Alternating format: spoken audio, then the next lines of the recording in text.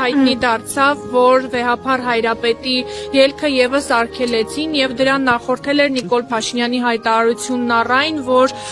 ընկել են Էջմիածնի գանձերի հետևից, մտադրություն ունեն կաթողիկոսությունը Հայաստանից դուրս տեղափոխելու, բայց եւ իրենք դա թույլ չեն տալու եւ եթե անհրաժեշտ լինի, լրացուցիչ միջոցներ կկենտրոնացնեն։ Ձեր մեկնաբանությունը, ասում են կաթողիկոսությունն ուզում եք տեղափոխել Հայաստանի Հանրապետությունից, ընկել եք Էջմիածնի գանձերի ետևից։ Էջմիածնի գանձերը մեզ հետ են այլևս։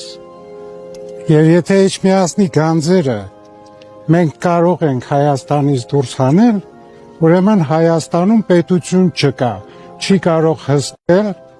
ոչ իր սահմանները, ոչ իր մաքսատները, դա ինչի մասին է խոսում։ Եվ ի վերջո շատ լավ գիտեք պատմությունից, որ 1441-ից երբ վերստին Մայրաթոռը վերադարձավ Հայաստան, 700 տարի է Հայաստանում է եւ հավիտենաբար Մայրաթոռը լինելու է Հայաստանում։ Եթե նույնիսկ ոմանց պատճառով Հայաստանի Հանրապետությունը չլինի։ Երբևէ Մայրաթոռը հայ հոգևորականը եւ հատկապես ամենայն հայոց կաթողիկոսը Հայաստանը չի լքի։ Սրբազան եւ ասում են կներես ասում ելքը քանի որ փակվել է կաթողիկոսի այնուամենայնիվ եպիսկոպոսած ժողովը տեղի է ունենալու թե ոչ եւ արդյոք կաթողիկոսի բացակայությամբ տեղի կարող է ունենալ եւ ինչպես կարող է ունենալ։ Ասեմ ձեզ բոլորիդ քաչ հայտնի է որ երեք ամենայն հայոց կաթողիկոսիներ շինծու քրեական վարույթի հիման վրա երկրից դուրս գալու արգելք դրեցին, ինչպես որ գրեթե 2 շաբաթից ավել առաջ Գերագույն հոգևոր խորհրդի 6 անդամ եպիսկոպոսների, արքեպիսկոպոսների վրա նույն այդ վարույթի հիման վրա, որոնցից մեկը ես եմ։ Եվ ամեն պարագային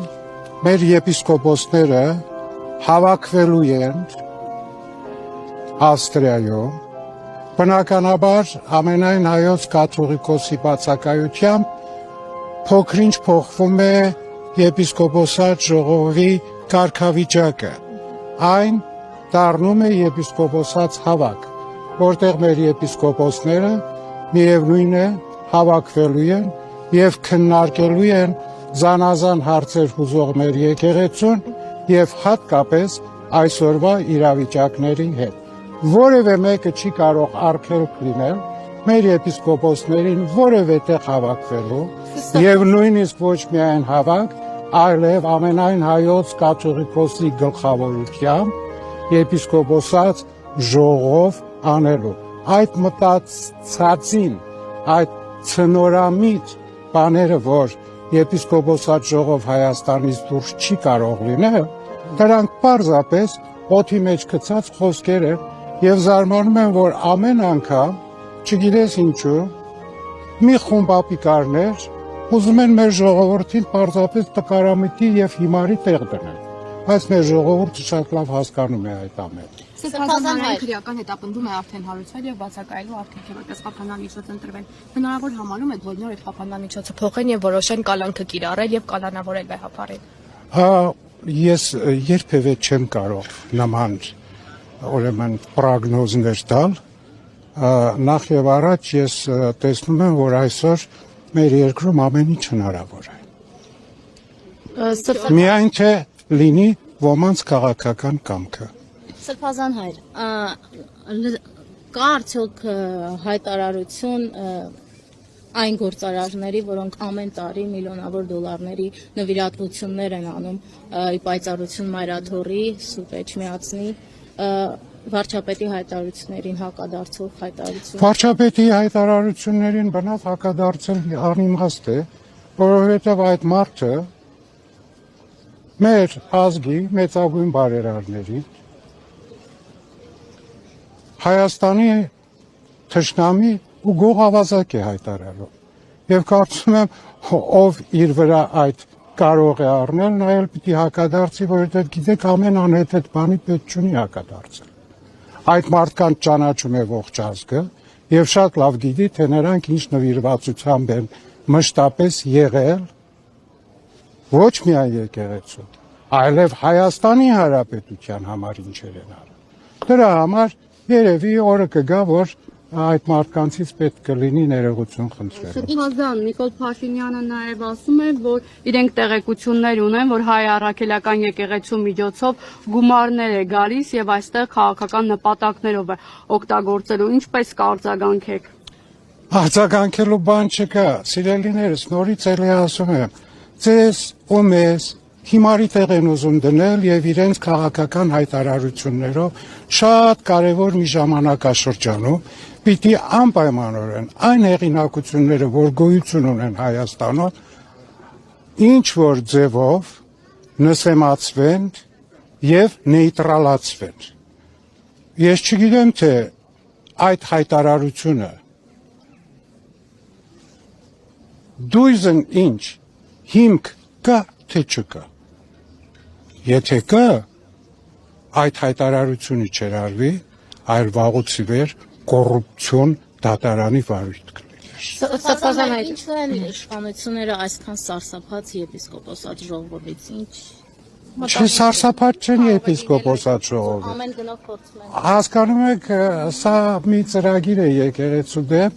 եւ այդ ծրագրի ընթացքում ամեն կերպ ուզում է ապացուցվել, որ եկեղեցին պիտի անի այն, ինչ որ մենք ենք ուզում, որ եկեղեցին պիտի դառնա պետության մի կցուրդ։ Եվ այդ կցուրդը պիտի շարունակի այն քաղաքական ուժերի ցանկությունը, որ իրանք ունեն։ Գիտեք, կաթոլիկ եկեղեցում մի կարևոր դրույթ կա իրենց կաթեխիզմի մեջ, դոգմատիկ դրույթ կա, որ կաթոլիկ եկեղեցուց դուրս չկա փրկություն։ Հին թարգմանություններով չիկ փրկություն արտաքո կաթողիկ է եկեղեցու։ Այսօր նման մի դոգմա մեր երկրում էլ է կարծես թե։ Չկա փրկություն որոշակի քաղաքական թիմից դուրս։ Իրավիճակի հանգուցալուծումն ինչպիսին պիտի լինի Սրբազան։ Եկեղեցու շուրջ ստեղծված իրավիճակի հանգուցալուծումն ինչպիսին պիտի լինի։ Սիրելիս, ինձ հարցեր եք տալիս, որը ես չեմ կարող պատասխանել, ես չեմ կարող պատասխանել եւ կարծում եմ, եթե նույնիսկ վերին ուժերին հարցնենք, նրանք էլ կդժվարանան պատասխանելու դրան, բայց ամեն պարագային եկեղեցին անկոտրում է, եկեղեցին իր հազարամյակների իր հազարամյակների նվիրվածության, իր տիրոջը, իր ազգին եւ իր պետությանն ու պետականությանը փոքր-ինչ չի ընկրկելու եւ նահանջելու եւ պահելու է այն, ինչ որ դարերով, հազարամյակներով ստեղծել է հայ եկեղեցին եւ պահել է հայ եկեղեցին։ Սրբազան որևէ հանդիպում նախատեսվում է ստեղծված իրավիճակի հանգուցալուծման նպատակով եւ ինչ օրը։ Ոչ, որովհետեւ իշխանությունները մեկ օրակարգ ունեն ընդամենը։ Փոխելու ամենայն հայոց կաթողիկոսին, որը իրենց իշխանությունից դուրս է ընդհանրապես սահմանադրությամբ, օրենքով եւ բոլոր տեսակի օրենքներով։ Սրբազան հայտ։ Այս ընթացքում ներողություն եմ խնդրում այն 10 եպիսկոպոսները, ովքեր միացել են Նիկոլ Փաշինյանին, քայլ արել են վեհափարին հանդիպելու, խոսելու կամ ձեզ եւ նաեւ ներքին գործերի նախարարը հայտարարեց, որ բարձրաստիճան հոգեվորականները եւ ոչ միայն դիմել են իրենց, նշելով, որ իրենց կյանքին վտանգ է սպառնում, այդ իսկ պատճառով է, որ ԱԱԾ-ականները, ոստիկանները իրենց անվտանգությունն են հսկում։ Օրինակ ձեր անվտանգությանը վտանգ չի սպառնում, ինչու՞ չեք։ Ոչ, իմ անվտանգությանը չի սպառնում, որովհետեւ ես ունեմ իմ պաշտպան։ Եվ ամենակարևորը միշտ անվտանգությունը սպառնում է մարդու խղճին եւ հոգուն։ Եվ եթե խիղճը մաքուր է, ոչինչ կարող է քեզ վտանգ։ Իսկ այն հայտարարությունները, որ արվում են, դրանք նորից է պաշտպանելու համար իրենց քաղաքական թիմի օրակարգի իրականացման։ Սրբազան հայր Սրբազան հայր եպիսկոպոսած ժողովը ասացի, քանի որ կաթողիկոսը չի մասնակցելու, կոչվելու է եպիսկոպոսած հավաք, արդյոք հավաքի Հարցը կոչվելը չէ միայն, այլ արդեն իր կարգավիճակով դառնում է։ Արդյոք այդտեղ քվորում ապահովելու խնդիր կա թե չէ, կանոնակարգն ինչպիսին է, եւ ժողովում որոշում կայացվելու էր թե ոչ, հավաքի դեպքում կայացվում է որոշում թե ոչ, եթե որոշումը Հավաքի դեպքում որոշում վճիռ չի կայացվում։ Միայն ներքին իրենց օրակարգի համար, ասենք թե նույնիսկ հավաք եթե լինում է հավաքներ, պիտի ինչ-որ օրակարգ ներկայացնի եւ այդ օրակարգը բնականաբար բոլորի հավանությամբ եթե լինում է, դա կարող են կոչել որոշում, բայց որոշում ոչ թե վերդիկտ կամ վճիռ իմաստով է, այնպես որ սովորական լինելու է մեր եպիսկոպոսների հավաքը, բնականաբար ոչ թե հավաքվելու են այնտեղ իրար կարոտած լինելով ինչ-որ ձևով ժամանակ անցկացնելու,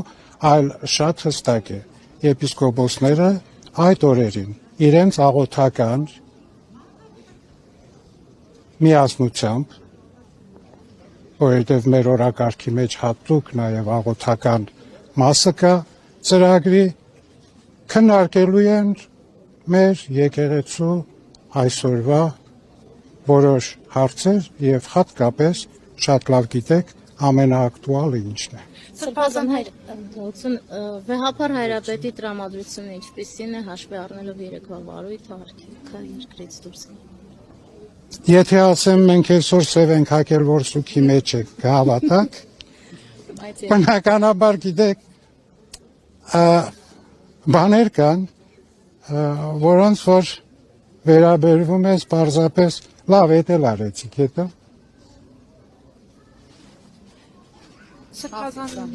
Բազան կարծում եմ հարցերը սպառվում։ Ես էլ եմ կարծում։ Ինձ հետ շատ են սիրում շփվել, բայց ամենայն դեպս։ Սրբազան հայր Ադրբեջանի հոգևոր առաջնորդն էլ էր անդրադարձել վեհապար հայրապետին,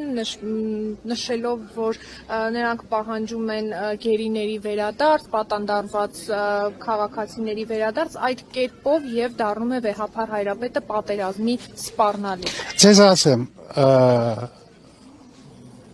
Ադրբեջանի հոգևոր առաջնորդը ոչ թե նոր է անդրադառնում ամենայն հայոց կաթողիկոսին, այլ հատկապես պատերազմից հետո 21 թվականի մեր եռակում հանդիպումից հետո ինքը այլևս հաղթանակացի դերում է իրեն զգում եւ ամենտեղ հայտարարում է եւ լինի դա Վատիկանում, լինի միջազգային տարբեր հարթակներում եւ իր բողոքը, եթե հիշում եք, հունիսի 11-ին ուղարկած եկեղեցիների համաշխարհային խորհուրդ, որտեղ որ ինքը հայ եկեղեցին համարում է, որ հայ եկեղեցին ամենահիմնական ռևանշիստն է, սեպարատիստն է եւ այս ռեգիոնին վտանգ սպառնացող հիմա էլ խաղաղությանը, որովհետև բնական է ռևանշիստը եւ այլ։ Ես ձեզ ասեմ, այդ մեզ համար նորություն չէ։ Միայն ցավ է, որ դրա արձագանքները մենք նույն ձևով լսում ենք մեր ազն ժողովրդի զավակների կողմից։ Սրբազան հայր ներողություն այն բարձրաստիճան հոգևորականները, որոնք միացել են Փաշինյանին, այսպես պայքարում են եկեղեցու դեմ,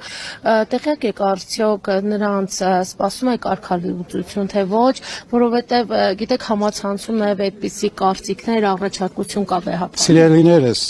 որքան հայ անգամ կարծիք։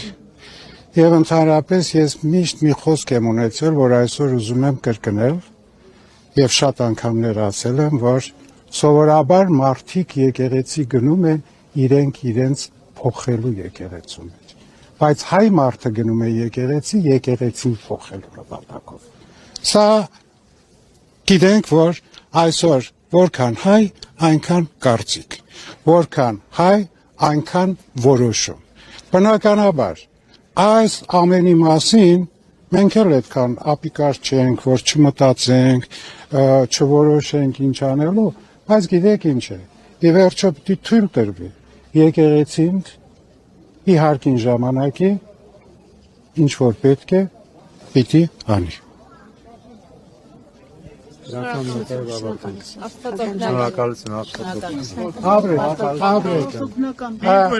Բոլորիդ մաղթում եմ լավ սկիզբ մեծի պահոց շրջանի եւ ամենակարևորը այս շրջանին ինչքան կարող եք բարություն արեք, ինչքան կարող եք բարին մտածեք, ինչքան կարող եք սեր տվեք ու սիրվեք։ Ապրեք։